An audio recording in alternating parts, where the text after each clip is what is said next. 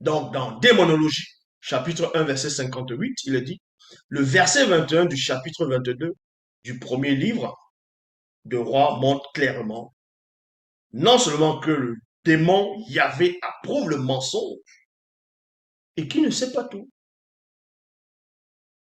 Vous voyez? Car il n'est pas capable de pénétrer la pensée de l'esprit qui s'est tenu devant lui. Lorsqu'il dit, moi, je le tromperai.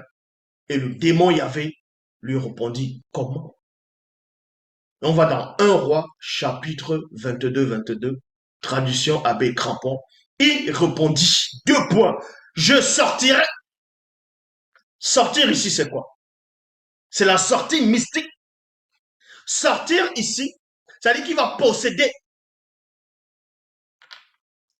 Vous ne comprenez pas les choses qui se passent dans l'invisible.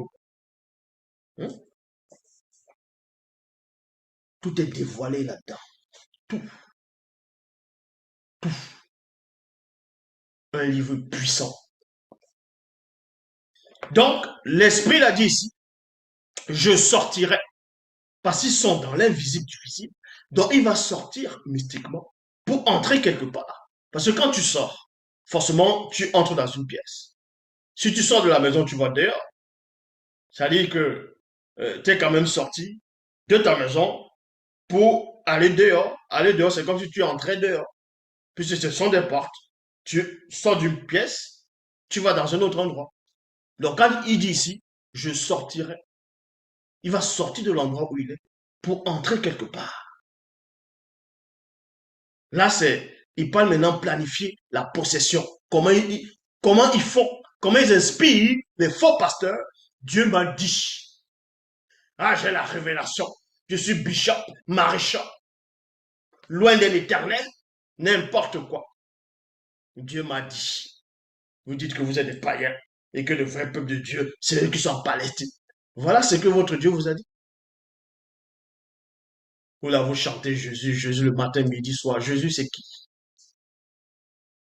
Les pauvres cafards. Donc, on nous apprend ici.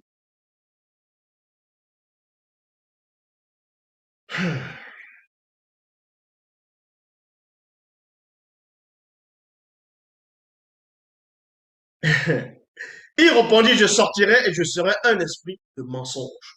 Je sortirai et je serai un esprit de mensonge. Pourquoi il est précisé ici? Comprenez que les mots ont tout un sens, les phrases. Hmm? Vu que je fais un avec le verbe, je vous dis ce qui est dévoilé dans ces propos-là. Quand j'étais en train de converser, on vous relate réellement ce qui s'est produit. Il répondit, je sortirai et je serai, et non je suis. Écoutez attentivement. Je serai et non je suis. Ça veut dire quoi ici? Je serai un esprit de mensonge dans la bouche des prophètes. Donc de ces prophètes-là qui doivent séduire, parce que dans la bouche de d'autres prophètes, il ne va pas se présenter en tant qu'esprit de mensonge. Vous voyez? Il va se présenter en tant qu'esprit de vérité. Ce, pour faire croire qu'il est l'esprit de vérité sur d'autres prophètes. Donc, en gros, c'est plusieurs facettes qu'il va prendre pour embrouiller les personnes. Vu que les maîtres à tous, c'est Satan. Et c'est ce que Satan a fait quand il a séduit la femme au départ. En gros, dans les Bibles classiques, le serpent, il dit, Dieu vous a-t-il réellement dit que vous ne mangerez pas de tous les arbres du jardin, de tous les arbres du jardin, d'autres versions, de tous les fruits des arbres du jardin. Et dans la conversation, le serpent, c'est que c'est Satan qui était derrière, il dit dans les Bibles classiques à Ève que Dieu sait que le jour où vous en mangerez, vos yeux s'ouvriront, vous serez comme des dieux. Dans d'autres versions, vous serez comme lui. En ce moment, il disait la vérité, connaissant bien le mal. Il disait la vérité en ce moment. C'est-à-dire qu'il s'est présenté comme un esprit de vérité, mais alors que ce n'est pas un esprit de vérité. C'est le même principe qui se produit jusqu'à présent. Les gens vont se dire, oui, mais Pourquoi dans telle religion on dit il ne faut pas tuer, il ne faut pas mentir, il ne faut pas commettre l'adultère? Mais ça veut dire que forcément Satan ne va pas aller dire ça aux gens. Mais vous rigolez quoi? Vous savez qui est Satan? Il va te dire, c'est dans les lois, tu ne commets pas l'adultère, tu ne dois pas tuer, tu ne dois pas mentir, mais tu dois faire l'idolâtrie. Parce que tu dois adorer un Jésus. Eh oui, ça c'est l'idolâtrie. C'est même encore pire que tout. Parmi le premier commandement, je suis l'Éternel ton Dieu, tu n'auras pas d'autre Dieu devant ma face. Ça c'est dans les Bibles classiques, dans Exode 20. Donc ceci pour vous dire que le plus grand crime même, c'est l'idolâtrie. Parce que Satan ne sait pas ce qu'il fait. Vous êtes là, Jésus le matin, Jésus à midi, vous êtes des croyants, vous allez aller au paradis. Vous allez aller dans quel paradis? Vous connaissez le chemin du paradis? Vous savez où ça se trouve? Vous savez où le paradis se trouve? C'est où? Derrière les nuages? Dans l'univers? Hors du système solaire? Dans le multivers? Dans les multivers? Où?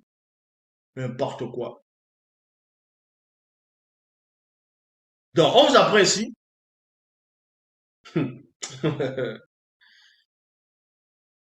répondit, je sortirai, je serai un esprit de mensonge dans la bouche des prophètes. Yahweh dit, tu le tromperas et tu en viendras à bout. Sors et fais ainsi. Sors et fais ainsi. Donc, Yahweh lui-même, il approuve. Bible, parole de vie, l'esprit des prophètes a répondu, je soufflerai des mensonges dans la bouche de tous les prophètes du roi. Le Seigneur lui a dit, c'est un bon moyen. Donc, Yahvé ne pouvait pas trouver un autre moyen pour quand même pousser ce roi à aller mourir. Il fallait obligatoirement qu'il puisse user de la tromperie, du mensonge. Il dit, c'est un bon moyen. Parce que pour lui, il n'y a pas d'autre moyen. Ça veut dire que ce n'est pas lui le créateur. C'est un bon moyen pour le persuader. Maintenant, va faire ce que tu as proposé. Bible en français courant, j'irai, a-t-il dit, et je ferai prononcer des paroles à tous les prophètes du roi. Le Seigneur lui a répondu, deux points. C'est un excellent moyen pour le tromper. Va et fais-en ainsi.